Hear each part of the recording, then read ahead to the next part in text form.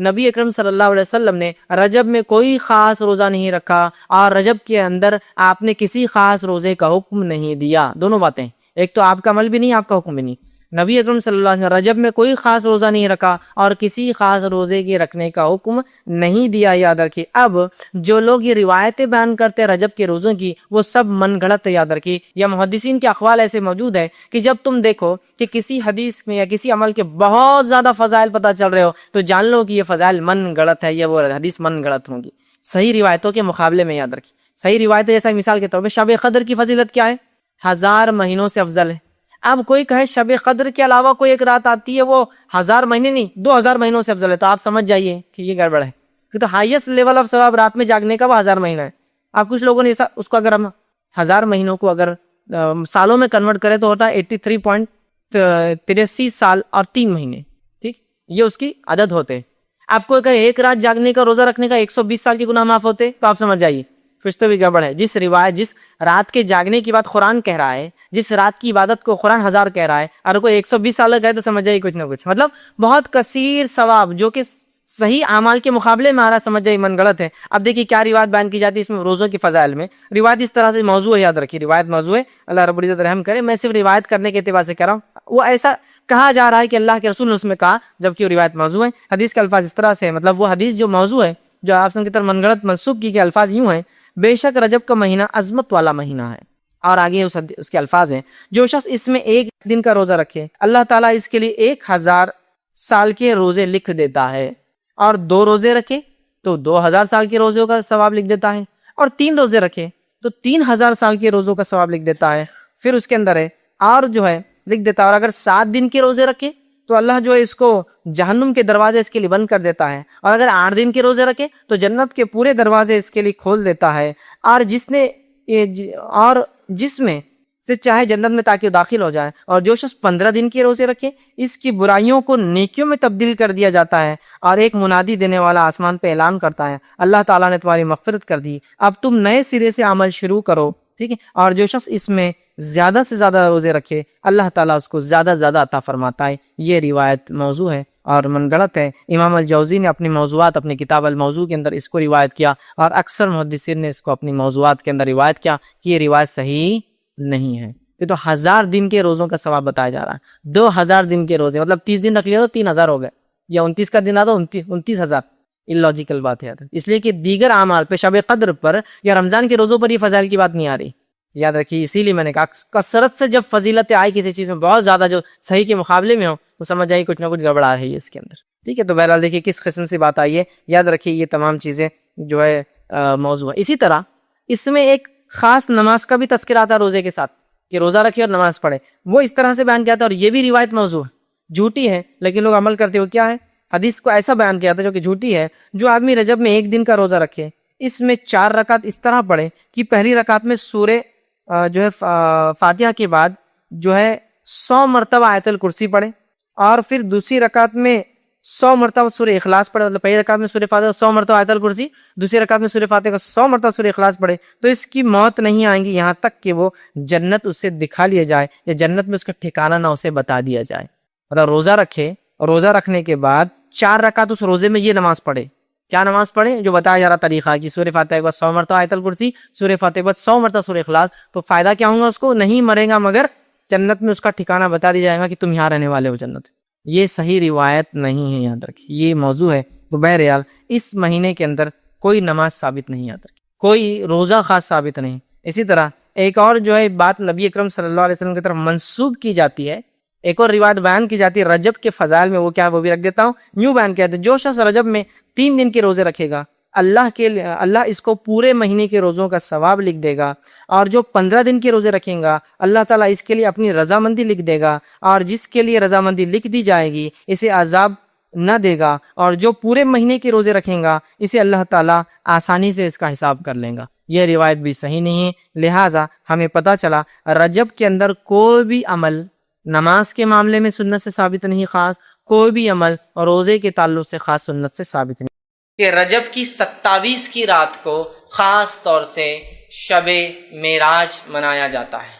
الاسراء والمعراج، مسجد سج رہی ہے اور تیاریاں ہو رہی ہے، اور بہت سارے لوگ سال گزرنے کے بعد رجب کی 27 کو ان کو یاد آتا ہے اپن مسلمان ہیں، اب رمضان نزدیک آ رہا ہے، اب مسلمان ہیں، اپن نمازیں شروع کرنا رجب آ رہا ہے، پھر 15 کو ایک اور نئی رات مناتے ہیں شب برات، پھر یاد آتا ہے اب تو رمضان بہت نزدیک، 15 دن ہے، سدھر جاؤ، اور پھر آ جاتے ہیں رمضان، اور جب رمضان آتے ہیں اور اصلی رات آتی ہے تو ڈپلیکیٹ راتوں کے چکر میں اصلی رات ہاتھ سے چلی جاتی ہے۔ شب قدر کو کیسے منایا جا رہا ہے بولنے کی ضرورت نہیں ہے نا، تو بہرحال تو رجب میں ایک فضیلت جو اس کی بتائی جاتی جو ہے نہیں، وہ کیا ہے کہ اس میں ایک رات ہوئی جس میں آپ صلی اللہ علیہ وسلم نے سفر کیا، اور وہ جو ہے مسجد حرم سے مسجد اقصیٰ گئے، پھر مسجد اقصیٰ کے آسمانی سفر کیا۔ یاد رکھیے یہ رات تو ہوئی، کب ہوئی وہ نہیں پتا ہے ہم کو، 27 خاص نہیں، کب ہوئی نہیں پتا ہے، یہ واقعہ صحیح ہے کہ آپ صلی اللہ علیہ وسلم کو معراج ہوئی، ٹھیک۔ اب بہت سے لوگ ہوتے ہیں وہ بولتے ہیں کہ جو ہے قرآن کے اندر معراج کا تذکرہ ہے، قرآن کے اندر معراج کا، اس لیے ہم منانا چاہیے۔ قرآن کے اندر الحمدللہ معراج کا تذکرہ کہیں بھی نہیں ہے، قرآن کے اندر تذکرہ اسراء کا ہے۔ قرآن کے اندر تذکرہ اسراء اور معراج کیا ہے بتا دیتا ہوں۔ اسراء کہتے ہیں اس سفر کو جو آپ صلی اللہ علیہ وسلم نے مسجد حرم سے مسجد اقصیٰ طے کیا، یہ اسراء، اور معراج کہتے ہیں اس سفر کو جو مسجد اقصیٰ سے آسمان ہو۔ معراج کا مطلب ہوتا ہے چڑھنا، سیڑھیاں اوپر کی طرف جانا، وہ تذکرہ ہے۔ تو قرآن نے کہیں بھی معراج کا تذکرہ نہیں کیا، اسراء کا کیا۔ سبحان الذی اسریٰ، سورہ جو ہے بنی اسرائیل سورہ نمبر 17 آیت نمبر 1، سبحان الذی اسریٰ بعبدہ لیلا من المسجد الحرام الی المسجد الاقصی الذی بارکنا حولہ لنریہ من آیاتنا انہ هو السمیع البصیر۔ یہ آیت نے فرمایا کہ پاک بابرکت ہے وہ ذات جو لے گیا اپنے بندے کو رات کے ایک حصے میں مسجد حرام سے مسجد اقصیٰ کی طرف، جس کے اطراف ہم نے اپنی برکتیں پھیلا رکھی ہے، تاکہ جو ہے لنریہ من آیاتنا، اپنے بندے کو اللہ کے رسول صلی اللہ علیہ وسلم کچھ نشانیاں دکھائے اپنی، سمجھ رہے آپ؟ تو اسراء کا تذکرہ ہے، معراج کا تذکرہ قرآن میں کہیں بھی نہیں، اور ہم منا رہے ہیں کیا معراج، تذکرہ اسراء کا ہے۔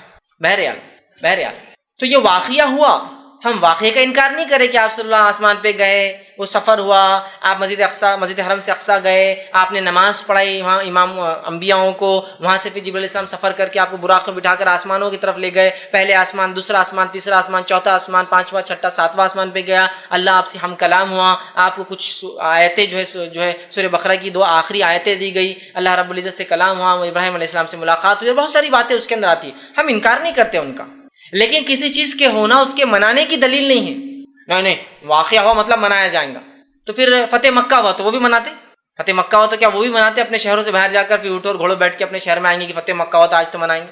جنگ بدر ہوئی جس کو اللہ نے فرقان کہا، یوم الفرقان تھا، اس دن اللہ نے فرق کر دیا کفر میں اور توحید میں، تو کیا اس دن بھی ہم منائیں گے چپ چپ باہر جا کے جنگ لڑیں گے ایک دوسرے سے، اور کچھ لوگ اور بولیں گے ہاں یہ یوم الفرقان تھا، فتح مکہ منائیں گے کیا، ہوا نا۔ اسی طرح اللہ رب العزت نے صلح حدیبیہ کو کہا، اللہ کے رسول کو جب صحابہ ناراض تھے کہ کیوں آپ نے صلح کی، ہم لڑتے تھے ان سے، اللہ نے کہا کہ ہم نے آپ کو جو ہے فتح مبین عطا فرمایا، انا فتحنا لک فتحا مبینا۔ صحابہ سمجھتے ہار ہے، اللہ کہہ رہا ہے ہم نے آپ کو کھلی کامیابی دی، اور بعد میں پتہ چلا جو صلح حدیبیہ کا کیا فائدہ ہوا، تو اب صلح حدیبیہ بھی منائیں گے نہیں، اس دن اللہ نے کہا کہ یہ تو فتح مبین ہے اور یہ یوم الفرقان ہے، جو ہے جنگ بدر، اور اسی طرح فتح مکہ ہوئی، اسلام کو غلبہ ملا تو وہ منائیں گے، ایسا کریں گے۔ پھر اللہ کے ہجرت کر کے گئے تو ہم بھی سب کہیں تو بھی جا کے آئیں گے، کریں گے کہیں، چیز کا ہونا منانے کی دلیل نہیں ہے۔ تو یہ ہوا واقعہ، اس واقعے کی اگر تفصیلات آپ دیکھنا چاہتے ہیں تو میرا اس پہ ایک مفصل 2-2.5 گھنٹے کا ایک بہت تفصیلی عنوان ہے، شب معراج کی حقیقت اور ہماری بدعتیں، یہ آپ دیکھ لیں۔ اس کے بعد شب برات آئیں گے، اس پہ میرا ایک لیکچر ہے، شب برات کی حقیقت اور ہماری بدعتیں، اور تیسری رات جو منائی جاتی ہے جو حقیقی ہے اس کے اوپر ہی میرا ایک لیکچر ہے، شب قدر کی اہمیت اور ہماری غفلتیں، اس کو ضرور آپ دیکھیں۔ تو شب معراج کی حقیقتیں اور ہماری بدعتیں، اس میں نے بہت تفصیلی رکھا ہے کہ کسی چیز کا ہونا منانے کی دلیل نہیں۔ بہرحال تو اب اس رات کو یاد رکھیے، اس رات کو نبی اکرم صلی اللہ علیہ وسلم کے ساتھ وہ معجزہ ہوا جو آپ لے گئے، یہ رات 27 رجب تھی، اس کے بارے میں کوئی دلیل ثابت نہیں ہے۔ اس معاملے میں امام نووی رحمہ اللہ نے 10 اقوال نقل کیے، 10 الگ الگ قول علماء کے نقل کیے، جن کے اندر سے ایک یہ ہے کہ جس سال آپ کو نبوت ملی اس سال یہ رات ہوئی، دوسرا قول یہ نبوت کے 5ویں سال، تیسرا قول یہ نبوت کے 8ویں سال، نبوت کے 10ویں سال، ہجرت سے 8 مہینے پہلے، ہجرت سے 16 مہینے پہلے، ہجرت سے 12 مہینے پہلے، ہجرت سے 14 مہینے پہلے، 8 12 14 اور 16 مہینے پہلے ہجرت سے۔ کسی نے کہا رمضان کے مہینے میں ہوئی، کسی نے کہا یہ رجب کے اندر ہوئی، کسی نے کہا یہ شعبان میں ہوئی، کسی نے کہا یہ محرم میں ہوئی، کوئی قول نہیں۔ تاریخ کے معاملے میں اختلاف کب ہوا اس میں بھی اختلاف، اور صحابہ میں سے بہت کم اقوال اس تعلق سے ملتے کب ہوا، یاد رکھیے۔ تو یہ رات کب ہوئی اسی کوئی دلیل نہیں۔ اب ہم نے دیکھیے، میں ہمیشہ کہتا ہوں کہ بہت ساری باتیں ایسی ہے جو کس کو نہ پتہ چلی، شاید اللہ رحم کرے ہم پر، اللہ معاف کرے، شاید جبرائیل علیہ السلام نے آ کر ہندوستانی پاکستانی لوگوں کو بتا کے چلے کہ تمہارے لیے یہ فکس کر دیا گیا ہے، جیسا 27 کو معراج ہوئی دنیا اختلاف کر رہی ہے، صحابہ میں اختلاف ہے، محدثین میں اختلاف ہے، ہندوستانیوں کو پکا پتہ ہے 27 رجب۔ اسی طرح جو ہے شب قدر کب ہے اس کو تلاش کرنے کا حکم ہے۔ جو آخری حدیث ملتی ہے اس کے تعلق سے وہ یہ ہے کہ اسے رمضان کی آخری عشرے کی تاخ راتوں میں تلاش کرو، مطلب 5 میں سے کوئی ایک۔ لیکن شاید ہندوستان میں آ کے جبرائیل علیہ السلام بول کے گا کہ تم لوگوں کے لیے 27 ہے، لہٰذا تم لوگوں کو سہولت تاکہ تم آرام سے جو عمل کر لو، کم وقت میں زیادہ کر لو، تو ہم تو برابر 27 کو منا رہے ہیں شاید۔ دیکھیے نا یہاں اختلاف ہے، یہ رات کب ہوئی، معراج کب ہوئی، ہمارے پاس پکا ہے کب ہوئی، 27 رجب۔ آپ 27 رجب کو بہرحال دیکھیے کسی چیز کا ہونا اس کے منانے کی دلیل نہیں، اب ہوا اب منانا شروع ہو گیا ہے نا۔ کیسے راتوں کو مسجدیں سجائی جا رہی ہے، نہایا جا رہا ہے، تیار ہوا جا رہا ہے، انتظام کیا جا رہا ہے، مخصوص پکوان اور میٹھے، اور ظاہر سے کوئی بدعت بغیر میٹھے کی تو کمپلیٹ ہوتی نہیں ہے، مخصوص میٹھے بنائے جا رہے ہیں، اسی طرح جو ہے مخصوص لباس بنائے جا رہے ہیں، مخصوص رکعت میں تعداد میں راتوں کی نماز، 100 رکعت نماز، یا پھر ایک نماز ہوتی ہے کہ جو زندگی بھر کے نمازیں چھوٹ گئے، ٹھیک، جو ہے قضائے عمری پڑھی جا رہی ہے، اسی طرح جو ہے صبح اٹھ کر پھر 27 کا روزہ رکھا جا رہا ہے۔ یہ تمام کام بدعت ہے۔ وہ رات ہوئی، وہ واقعہ ہوا، اس کے بارے میں ہمیں فکس نہیں پتا وہ کب ہوئی رات اور کیا واقعہ، مطلب واقعہ تو پتا ہے لیکن وہ رات کب ہوئی، کس مہینے ہوئی، کس سن میں ہوئی، ہمیں نہیں پتا۔ لہٰذا اس رات کو یاد کر سکتے آپ کی وہ واقعہ کیا تھا، لیکن منانا یہ بدعت میں شامل ہوگا۔ تو آپ دیکھیں کس دھڑلے سے اس رات کو منایا جا رہا ہے، جبکہ اس معاملے میں کئی اقوال صحابہ کے موجود ہیں اور کئی اختلاف اس معاملے میں جو ہے موجود ہے، لیکن اس کے بعد بھی 27 کو مخصوص منایا جا رہا ہے۔ مولانا عبدالحی لکھنوی رحمہ اللہ اس تعلق سے فرماتے ہیں اور وہ کہتے تھے یہ جو بلاد ہند میں، مطلب ہندوستان کے اندر، وہ کہتے ہیں بلاد ہند میں مشہور ہے کہ شب معراج کی صبح کو روزہ رکھنا 1000 روزوں کے برابر ہے، تو یہ بالکل بے بنیاد اور بے اصل ہے۔ سمجھ رہے ہیں؟ تو یہاں ہم دیکھ رہے ہیں لوگ پتہ نہیں کیا کیا اس میں منا رہے ہیں، رات جاگتے ہیں، دن روزہ رکھتے ہیں، 1000 مہینوں کا ثواب، 1000 سال کا ثواب، 120 سال کا ثواب، پتہ نہیں کیا کیا باتیں بیان کی جا رہی ہیں۔ تو یاد رکھیے اس مہینے میں یہ رات معراج جو ہے یہ ہوئی، لیکن یہ کب ہوئی یہ ہم نہیں جانتے، واللہ عالم، اللہ بہتر جانتا ہے کہ یہ رات کب ہوئی۔ یاد رکھیے آپ، لیکن ہم مخصوص کر کے دیکھیے کیسے اعمال کر رہے ہیں، کیا کیا افعال کرتے ہیں۔ اور یاد رکھیے جب ہم بدعتوں میں چلے جاتے ہیں، جب ہم بدعتوں میں پڑ جاتے ہیں تو پھر یاد رکھیے معاملہ پھر وہ اتنی گہرائی میں جاتا ہے کہ پھر وہ بدعتیں کہیں رکتی نہیں۔ تو لہٰذا رجب کی 27 کو شب معراج خاص منانا یہ بدعت ہے اور شریعتاً یہ غلط ہوگا۔ اس رات کا جاگنا بھی ثابت نہیں، اس میں کوئی خاص روزہ ثابت نہیں۔ کوئی آدمی روز رات میں جاگ کے عبادت کرتا ہے تو وہ بھی کر سکتا ہے، اور کوئی روزہ رکھنے کا عادی ہے اور وہ رکھتا ہے، جیسا کہ مثال تو جمعرات اور پیر کا روزہ رکھتا ہے اور اس دن ہی جمعرات آ جائے تو الگ بات ہے، لیکن خاص طور سے کرنا یہ بدعت میں شمار ہوگا۔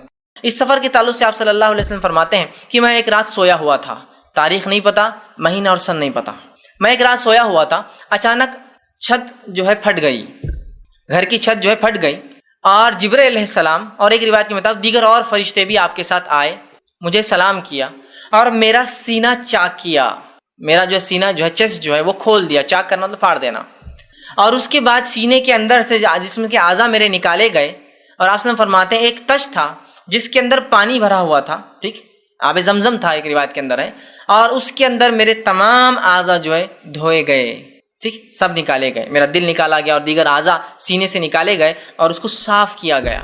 اور اس کے بعد جبرائیل علیہ السلام آسمان سے ایک چاندی کا پیالہ لائے تھے، اس پیالے کے اندر ایک رطوبت تھی، پانی تھا یا کچھ چیز تھی، جب انہوں نے میرا پورا سینہ چاک کر کے صاف کیا، اس کے بعد وہ پیالہ میرے سینے میں اندر ڈال دیا اور کہا محمد صلی اللہ علیہ وسلم یہ ایمان ہے، مطلب آپ کے سینے کو ایمان سے بھر دیا گیا، چونکہ آپ ایک بہت بڑی اللہ کی نشانی دیکھنے جانے والے تھے۔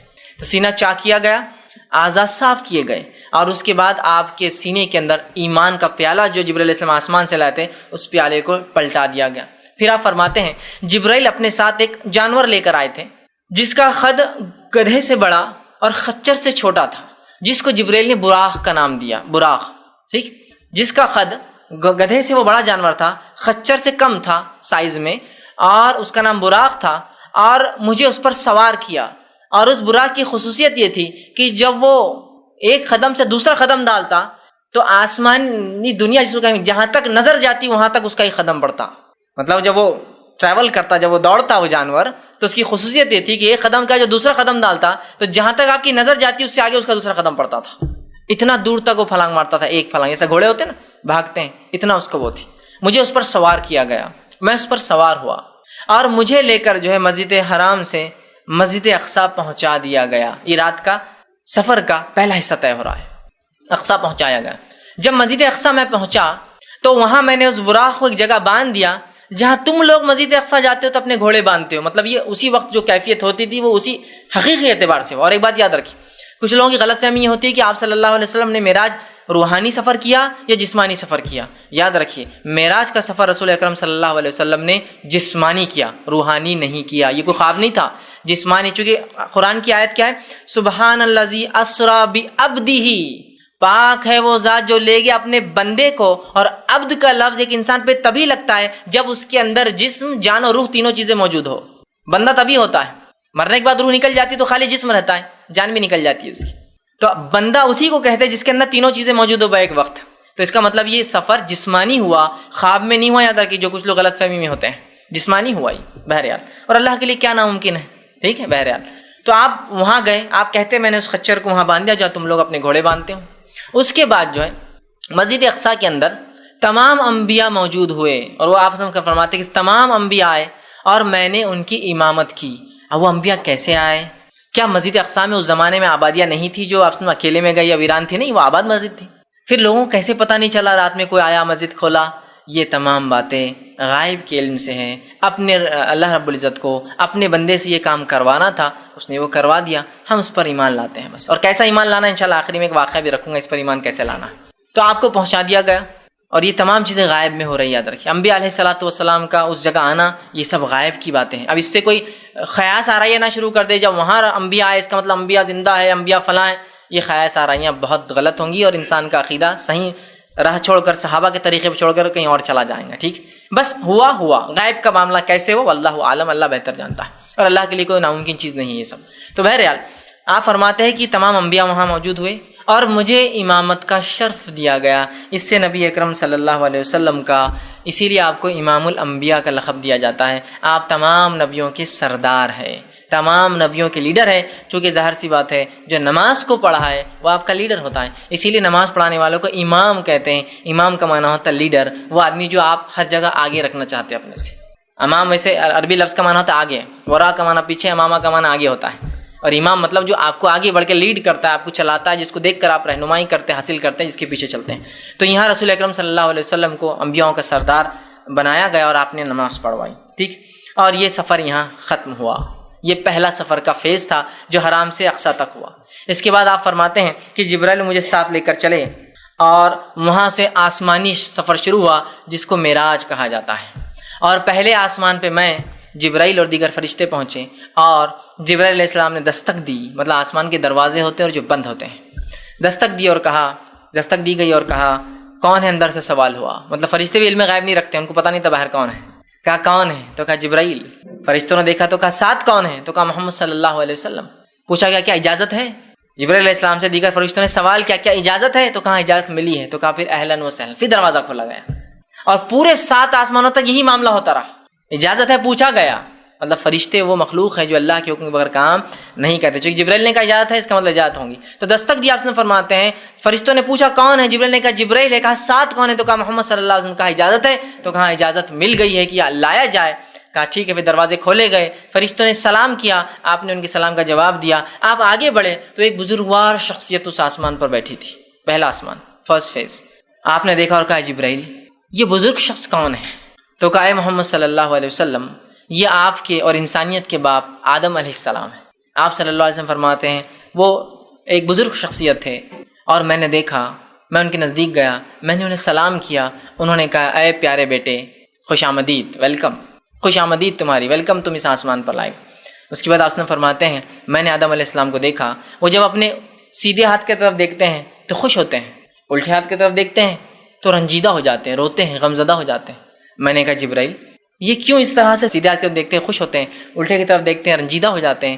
تو کہا اے محمد صلی اللہ علیہ وسلم آدم علیہ السلام کے سیدھے ہاتھ کی طرف انہیں وہ ان کی اولاد دکھائی جاتی ہے جو جنت میں جانے والی ہے، تو دیکھ کر آپ خوش ہو جاتے ہیں. اور کوئی بھی آپ خوش ہوں گے بچوں کی کامیابی دیکھ کر. لیکن جب آپ کو وہ لوگ دکھائے جاتے ہیں جو آپ کی نسل سے ہوں گے، آپ کی اولاد سے ہوں گے، لیکن شرک اور کفر اور نفاق اور اللہ کا انکار کرنے کی وجہ سے آخرت میں جہنم جانے والے، غمزدہ ہو جاتے ہیں. تو آپ صلی اللہ علیہ وسلم نے پوچھا ہے جبرائیل آدم کی اولاد میں سے فیصد کے اعتبار سے کتنے میں سے کتنے جنتی اور کتنے جہنمی ہیں؟ تو کہا اے محمد صلی اللہ علیہ وسلم 1000 میں سے 1 جنتی ہے صرف. 1000 में से 1.0001%, अशारिया 0.001% लोग जन्नत में जाएंगे। सिर्फ 1000 में से एक जाएगा, तो कहा हर 1000 में से एक जन्नती है और 999 जहन्नुम में जाने वाले हैं। तो इसीलिए आदम एक तरफ देखते हैं तो खुश होते हैं, दूसरी तरफ देखते हैं तो गमज़दा हो जाते हैं। बहरहाल ये था सफ़र का पहला हिस्सा और पहला आसमान। आप फरमाते हैं वहाँ से मुझे फिर दूसरे आसमान की तरफ बढ़ाया गया। दूसरे आसमान पे जब मैं पहुँचा, दस्तक दी गई, फिर से पूछा गया कौन, तो कहा जिब्राइल। कहा साथ कौन है, तो कहा मोहम्मद सल्लल्लाहु अलैहि वसल्लम। कहा इजाज़त है, तो कहा इजाज़त मिली है, तो कहा खुशामदीद। दरवाज़ा खोला गया, फरिश्तों ने आपको सलाम किया। आप कहते हैं मैं वहाँ से जब दूसरे आसमान पर गया तो मैंने 2 शख्सियात को देखा। मैंने पूछा ए जिब्राइल ये दोनों कौन हैं। इससे भी पता चलता है नबी अकरम सल्लल्लाहु अलैहि वसल्लम इल्म गैब नहीं था। आप बार बार पूछ रहे ये कौन है, ये कौन है, ये कौन है, ये कौन है। तो कहा ए मोहम्मद सल्लल्लाहु अलैहि वसल्लम इसमें से जो एक है वो याहिया इब्न ज़करिया है। याहिया इब्न ज़करिया मतलब याहिया अलैहिस्सलाम है, जो ज़करिया अलैहिस्सलाम के बेटे थे। और दूसरा कहा गया ये ईसा इब्न मरियम है अलैहिस्सलाम। आप सल्लल्लाहु अलैहि वसल्लम ने देखा, और एक रिवायत में आप फरमाते हैं मैंने जब ईसा अलैहिस्सलाम को देखा ऐसी कैफियत में थे कि बाल जैसे इंसान के भीगे हुए होते हैं, नहाकर निकलता है हल्के हल्के भीगे हुए, और आपके बाल कांधों तक थे और उसमें से पानी टपक रहा था, ऐसा इंसान नहा के निकलता है।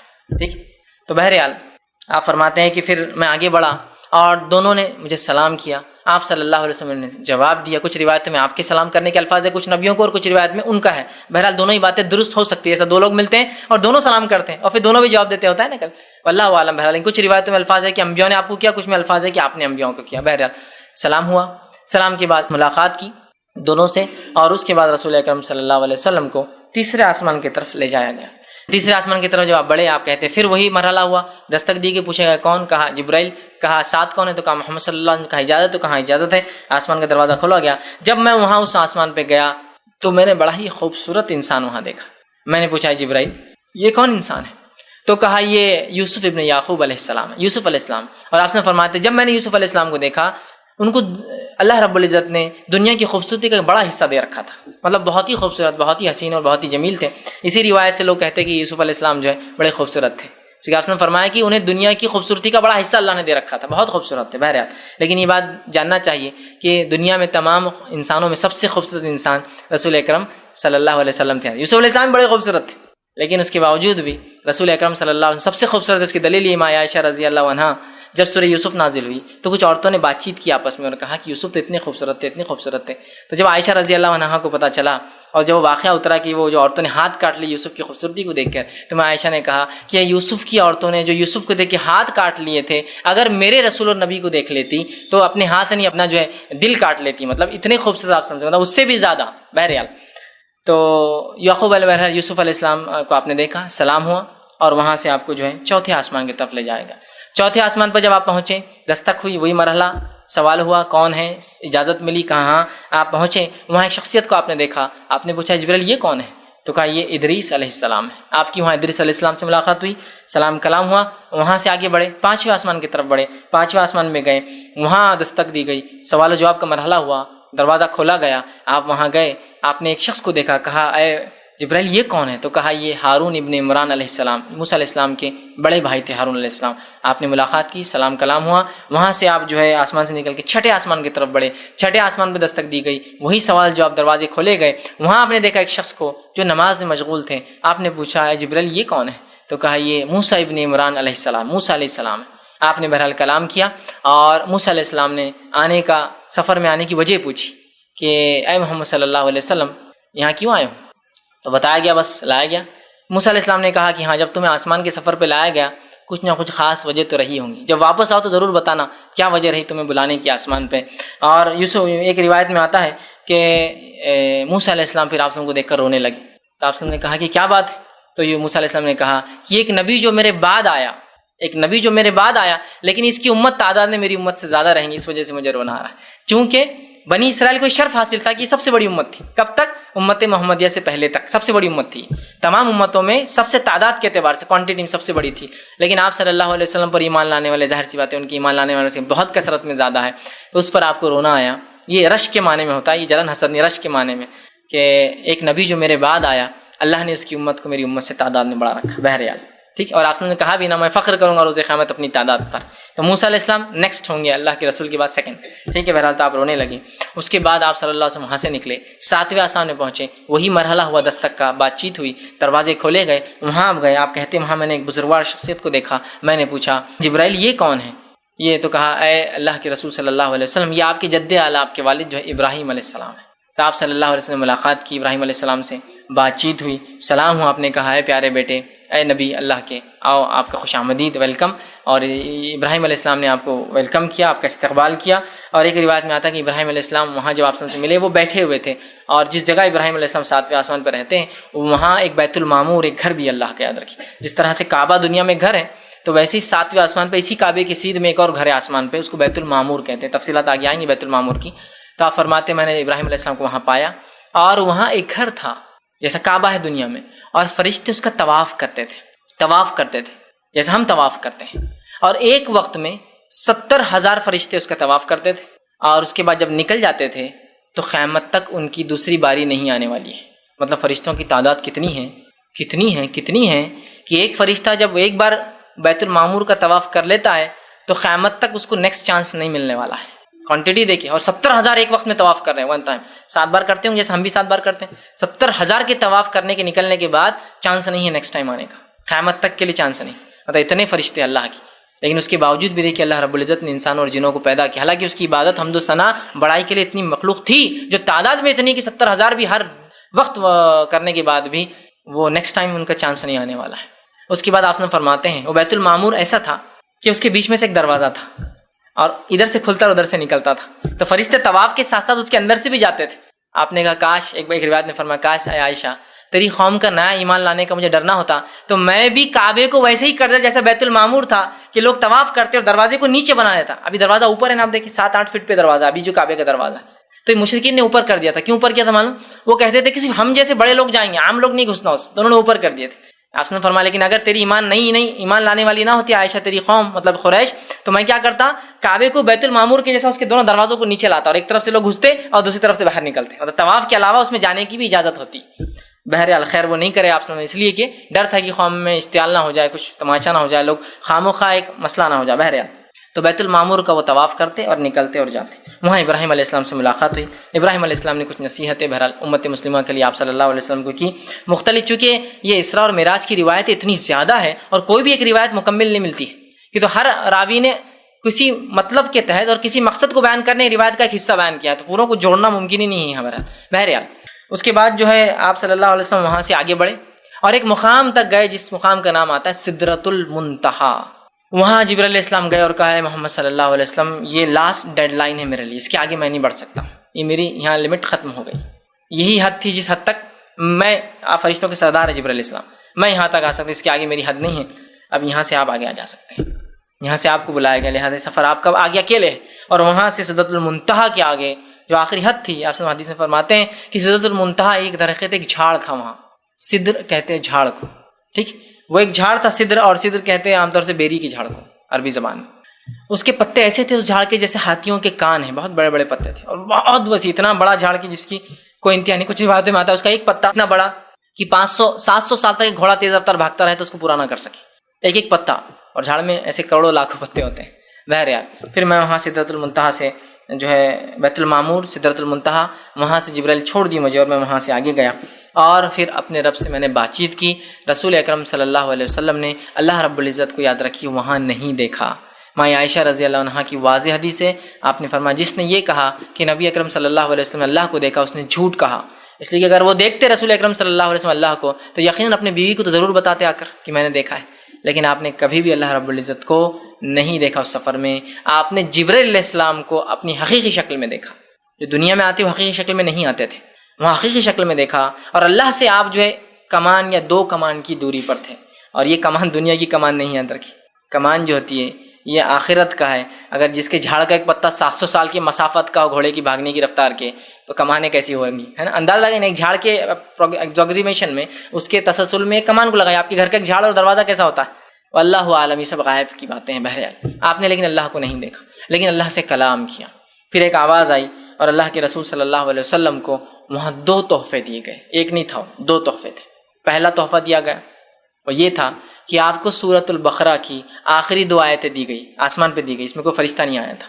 کون کون سی؟ سورہ بقرہ کی آیت میں 285 اور 286، لاسٹ 2 آیتیں، آمن الرسول بما انزل الیہ من ربہ والمؤمنون سے لے کر جو ہے اس کے بعد والی آیت کے خاتمے تک، یہ 2 آیتیں وہاں دی گئی۔ اور ان 2 آیتوں کی فضیلت آپ صلی اللہ علیہ وسلم فرماتے ہیں اگر کوئی شخص یہ 2 آیتیں پڑھ لے تو اس کے لیے کافی ہو جاتی ہے، کافی، اگر مر جائے تو مطلب کافی جنت جانے کے لیے۔ کافی ہونا مطلب یہ مومن کے لیے کافی کیا ہے؟ دنیا تھوڑی، اس کے لیے تو آخرت ہے، اور آخرتی کامیابی کافی ہے۔ آپ فرماتے ہیں جو ان آیتوں کو پڑھ لے، مطلب ان آیتوں کو پڑھ لے، سمجھ لے، ان کے مطابق عمل ہو، تو یہ پھر اگر مر جائے تو کوئی مسئلہ نہیں، کافی ہو جائیں گے اس کے لیے، اس کے نجات کے لیے آیتیں کافی۔ اور آپ صلی اللہ علیہ وسلم ہر رات سونے سے پہلے 2 آیتوں کو پڑھتے تھے، کیونکہ آپ کو خاص دی گئی تھی بلا کر۔ تو پہلا تحفہ 2 آیتوں کا دیا جانا، اس کے بعد آپ کو دوسرا تحفہ ملا، اور وہ سب سے اصل تھا، یاد رکھیے یہ تو قرآن کا حصہ ہی ہے قیامت تک کے لیے، یہ تحفہ بڑا اہم تھا، اور وہ تحفہ تھا نماز کا تحفہ، جو آپ کو اللہ نے فرمایا اے محمد صلی اللہ علیہ وسلم آپ کی امت کے لیے 50 وقت کی نماز فرض کی گئی ہے۔ نبی اکرم صلی اللہ علیہ وسلم خوش ہوئے۔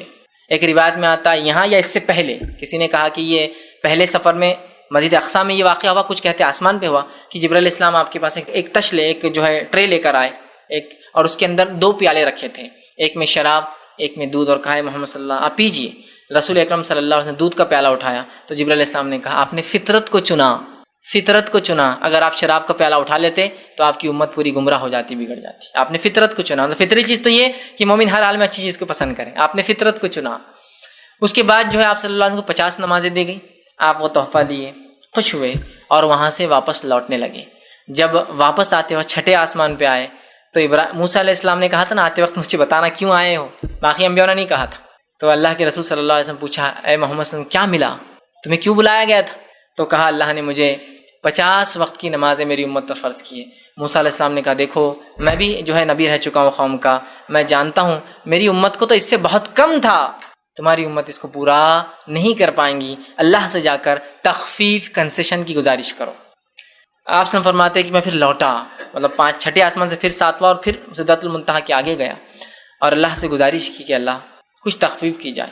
ایک روایت کے مطابق 5 اور 5 کم کیے گئے، اور ایک روایت کے مطابق 10 کم کیے گئے۔ بہرحال دونوں باتیں درست ہو سکتی ہیں، 5 اور 5 کر لیے تو 10 ہو گئے، راوی ہو سکتا ہے سیدھا 10 کی بات کر رہے ہو، یا 5 دونوں باتیں درست ہیں، اس میں کوئی بات غلط نہیں ہے۔ تو 5 یا 10 کر کے میری نمازیں کم کی گئی۔ جب 10 ہو گئی اور میں موسیٰ علیہ السلام کے پاس آیا، موسیٰ علیہ السلام نے کہا کہ اے محمد میری امت کو اس سے بھی کم تھا، تم اور تخفیف کا کہو۔ آپ وسلم تھوڑا سا ہچکچائے، لیکن پھر گئے اور پھر گزارش کی اللہ سے، اس 10 میں اور تخفیف کی گئی، اس کو 10 سے 5 کیا گیا۔ پھر آپ واپس آئے اور پھر موسیٰ علیہ السلام ملے، موسیٰ علیہ السلام نے کہا میری امت کو اس سے بھی کم تھا، اور جو باتیں ہم کو توریت کی روایتوں سے آج کی موجودہ ملتی ہے، موسیٰ علیہ السلام کی امت کو 3 نمازیں فرض تھیں، 3 نمازیں، سورج نکلنے سے پہلے، سورج بیچ میں سے گزرنے کے بعد، اور سورج ڈوبنے کے بعد، ٹھیک، جیسے ہم فجر ظہر اور مغرب ہوں گی ہماری، تو 3 نمازیں فرض تھی وہ لوگوں کو۔ اور آج بھی یہودی 3 نمازیں پڑھتے ہیں، ان کی جو ہیکل ہوتی ہے، مسجدیں ہوتی ہیں، اور ہیکل بولتے ہیں بہرحال، اس میں 3 نمازیں، اور بالکل ہمارے نماز جیسی ان کی نمازیں ہوتی ہیں، ہاتھ باندھ کر کھڑے ہونا، رکوع اور سجود بھی ہوتے ہیں اس کے اندر، ٹھیک ہے۔ بہرحال تو کہا تمہاری امت جو ہے یہ نہیں کر پائیں گی، اس لیے کہ میں ایکسپیرینس گین کر چکا ہوں، امت بہت مشکل ہے، میری امت کو اس سے بھی کم تھا، 5 سے بھی کم تھی، تو نہیں کر پائے۔ تو آپ نے فرمایا کہ اے موسیٰ اب مجھے بہت شرم آتی ہے، میں بہت بار لوٹ چکا ہوں، کہ تو اگر وہ 5 کی روایت کو لے تو آپ اب تک 9 بار لوٹ چکے تھے، 9 ٹائمز جا کر آ چکے تھے، اور اگر 10 کی روایت کو لے تو آپ اب تک 5 بار جا کے آ چکے تھے، 10 اور پھر 5 نا، 10 اور 5 تو 5 بار جا کے آ چکے تھے۔ آپ نے کہا اب مجھے حیا آتی ہے، شرم آتی ہے کہ میرا رب مجھے کچھ دینا چاہتا ہے اور میں کم کرتا جا رہا ہوں۔ اس کے بعد جب 6 آسمان پہ سے آپ نے طے کر لیا کہ آپ واپس نہیں جاؤں گا، تو ایک آواز ہے، اے محمد صلی اللہ علیہ وسلم آپ کی امت کے لیے میں نے ہر عمل کو 10 گنا بڑھا دیا ہے، لہٰذا جو تمہاری امت میں سے 5 وقت کی نماز پڑھ لیں گا ثواب پورے 50 کا پائیں گا، 10 ٹائمز بڑھا دیا گیا۔ اسی لیے آپ نے حدیث میں فرمایا جو رمضان کے روزے رکھے اور اس کے بعد شوال کے 6 روزے رکھے، چاہے ایک ساتھ رکھے یا توڑ کر رکھے، اسے سال بھر کے روزوں کا ثواب ملے گا۔ رمضان کے روزے کتنے ہوئے؟ 30، شوال کے روزے ہوئے 6، کتنے ہو گئے؟ 30 اور 6 36، 36 کو ضرب دیجیے 10 سے کتنے ہوتے ہیں؟ 360، مطلب پورے سال کے روزوں کا ثواب۔ تو 5 نمازوں کا ثواب 50 کا، 36 روزوں کا ثواب 360 کا، اور ایک سال خمری اعتبار سے، اسلامی اعتبار سے 355 دن کا ہوتا ہے، 355۔ تو گویا آپ نے سال بھر روزے رکھے، دیکھیے کیسی حکمت ہے۔ تو ہر نیکی کا ثواب 10 گنا بڑھا دیا گیا، اور علماء لکھتے ہیں محدثین یہ ہر کام کے لیے آپ کی نیت کے اعتبار سے ہر کام میں اللہ امت مسلمہ کو ایک نیکی کے بدلے 1 سے 10 تک ثواب دیں گا، اس کے جس کو بولیں گے نیت کے خالص ہونے کی بنیاد پر 1، 2، 3، 4، 5، 6، 7، 8، 9، 10 گنا اللہ بڑھا سکتا ہے، یہ بات یاد کی تو آواز کیا آتی ہے محمد صلی اللہ علیہ وسلم آپ کی امت کے لیے میں نے ہر نیکی کو 10 گنا بڑھا دیا ہے، لہٰذا جو 5 وقت نماز پڑھ لے 50 کا ثواب پائیں گا۔ آپ نے حدیث فرمایا جو 30 روزہ کے بعد 6 رکھ لے 360 سال بھر کا ثواب پائیں گا۔ ہر نیکی میں ہم کو یہ شرف حاصل ہے کہ ہم 1 سے لے کر 10 تک بڑھ جاتے ہیں گناہوں میں، لیکن اللہ کا فضل بھی اس امت پہ ہے، ہمارے گناہ صرف 1 کے بدلے 1 ہی لکھے جاتے ہیں، ملٹی پلائی ہوتی ہے، گناہ نہیں ہوتے ہیں الحمدللہ۔ ٹھیک، بہرحال تو آپ نے کہا کہ اب تو شرم آتی ہے، آواز آئی کہ آپ کو وہی دیا گیا، اور اس کے بعد آپ صلی اللہ علیہ وسلم وہاں سے نکلتے ہیں اور وہاں سے آپ واپس آتے ہیں۔ اس دوران اور کچھ جو واقعات جو دیگر روایت میں ملتے ہیں اس واقعے کے علاوہ وہ بھی رکھتا چلتا ہوں۔ اس دوران ایک واقعہ آپ سے فرماتے ہیں کہ میں ایک جگہ سے گزرا اور جنت کی یہ آسمانوں کی سیر کرانے کے بعد مجھے جنت اور جہنم کی بھی سیر کرائی گئی اسی رات، جنت اور جہنم کی بھی سیر کرائی گئی۔ جیسے میں آپ نے فرمایا میں جنت کے پاس سے گزرا، اور جب اس جنت کے پاس سے گزرا تو اس جنت کے باہر ایک جھیل تھی، اس جھیل کے اندر ایک حور بیٹھی تھی، اور اس حور پر جب میں نے نظر ڈالی تو اس کی پنڈلی جو نچلا حصہ ہوتا ہے پیر کا، اس کی پنڈلی کے اندر ہڈی، اور ہڈی کے اندر غدہ، اور غدے کے اندر جو نسیں ہوتی ہیں وہ تک دکھ رہی تھی، اتنی خوبصورت تھی کہ جیسے ٹرانسپیرنٹ، اتنی خوبصورت کہ اس کے ہڈی کے اندر کا غدہ بھی میں دیکھ سکتا تھا، اتنی خوبصورت۔ اور میں نے کہا ہے جبرائیل یہ کون ہے؟ تو کہا اللہ کے رسول یہ حور ہے۔ میں نے کہا یہ جنت کس کی ہے جس کے باہر یہ حور بیٹھی ہے؟ تو کہا یہ عمر ابن خطاب کی جنت ہے۔ آپ نے فوراً اس حور سے چہرہ پھیر لیا، کہا یہ تو عمر ابن خطاب کی ہے، پھر میں تھوڑی دیکھ سکتا ہوں اس کو۔ آپ نے چہرہ پھیر لیا اور آگے چلے گا، تو یہ واقعات ملتا ہے آپ کو جنت بھی دکھائی گئی، اس میں آپ کو جہنم بھی دکھائی گئی۔ آپ ایک جگہ اگر آپ فرماتے مجھے جہنم دکھائی گئی، اور ایک شخص تھا جو زیادہ ہنستا نہ تھا، فرشتہ تھا مطلب وہ، لیکن ہنستا نہیں تھا، چہرہ سخت قسم کا تھا، تھوڑا سا مطلب ایسا عام فرشتے ہوتے ویسا نہیں اڑ رہا ہوں نا قسم کا تھا، اور سخت قسم کا تھا، اور زیادہ بات بھی نہ کرتا، اور جہنم نیچے ہے گڑھے کے اندر، یاد رکھیے جہنم نیچے جنت اونچی ہے، تو وہ اندر جو ہے ایندھن ڈال رہا تھا جس سے وہ جہنم اور بھڑک رہی تھی، وہ اور ڈالتا اور بھڑکتی۔ میں نے پوچھا اے جبریل یہ کون ہے؟ یہ شخص تو زیادہ ہنستا بھی نہیں ہے۔ تو کہا یہ مالک ہے، یہ جہنم کا داروغہ ہے، جہنم کو دہکانا سلگانا لوگوں کو ڈالنا اس کی ذمہ داری، یہ پورا مینٹیننس مطلب پوری جہنم کو یہی دیکھ بھال کرتا ہے، داروغہ مطلب ہیڈ ہے اس کا۔ اس سفر معراج میں ہی عذابات آپ نے دیکھی، کیوں تو جہنم میں سب سے پہلے آنکھ کے عذاب کے ساتھ تمام عذاب لگے ہوئے، آنکھ کے ساتھ وہ آنکھ کے گولے کھانا، آنکھ کے ساتھ وہ خون اور پیپ پینا، آنکھ کے ساتھ وہ روندے جانا، آنکھ کے ساتھ سب ہے معلوم، آنکھ کے ساتھ وہ توق ڈالا جائے گا گلے میں جو زمین پہ گرے گا، جو دوسروں کی زمین لوٹ لیں گا، آنکھ کے اندر ہے سبھی۔ اور وہاں کی آنکھ دنیا کی آنکھ سے 70 گنا زیادہ ہے، 70 ٹائمز۔ آپ نے فرمایا کہ دنیا کی آنکھ کے مقابلے میں جہنم کی آنکھ 69 درجے، اگر ٹوٹل ملا لیا تو 70 درجے زیادہ ہے۔ اور دنیا کی آنکھ سے مراد کیا معلوم آپ کو؟ دنیا میں کتنی آگ ہم پیدا کر سکتے ہیں اس کے مقابلے میں۔ آج ہم جانتے ہیں انسان لاکھوں ڈگری سینٹی گریڈ تک پہنچ سکتا ہے، جو نیوکلیئر فیشن ہوتا ہے نا، جو کسی مادے کے خلا جو ہوتا ہے نیوکلیئر جس کو بولتے ہیں، اس کو جو توڑا جاتا ہے مختلف ذریعے جس سے اتنی انرجی نکلتی ہے، جس سے آج کل بہت سے ریئیکٹرز وہ چلتے ہیں، اس کو توڑنے کے لیے لاکھوں ڈگری لگتا ہے، تو لاکھوں ڈگری تک تو ہم جا سکتے ہیں۔ لاکھوں ڈگری تک اگر ہم دنیا میں جا سک رہے ہیں، 1 لاکھ لے لیجیے موٹا موٹا حساب، تو 1 لاکھ کو ضرب دے دیجیے آپ 70 سے، 70 لاکھ ڈگری ٹیمپریچر جہنم کی آگ ہوگی۔ اور قیامت تک انسان کتنی آگ پیدا کر پائیں گا پتہ نہیں کتنے کروڑ ڈگری اس کے مقابلے میں، دنیا کی آگ کے مقابلے میں 69 ٹائمز زیادہ ہے، اور وہ آگ اتنی زیادہ ہے اور اتنی سخت ہے کہ اس کا رنگ کالا ہے۔ آپ بھی جانتے ہیں میں بھی جانتا ہوں، آگ کے فیزز ہوتے ہیں اور ہر فیز میں آگ کی انٹینسٹی سے اس کا رنگ چینج ہوتا ہے۔ ہماری گھر کی گیس کو آپ دیکھیے اودی ہوتی ہے، اودی کے بعد لال ہوتی ہے، اور سب سے اوپر والی لو اگر بڑی تو وہ اورنج رنگ کی ہوتی ہے نا، تو وہ اورنج کا ٹیمپریچر زیادہ ہوگا، جو اودی ہوتی ہے وہ اتنے کم ٹیمپریچر کی ہوتی ہے کہ اس پہ آپ کا ہاتھ تو دور آپ کا کپڑا بھی نہیں جلتا معلوم آپ کو۔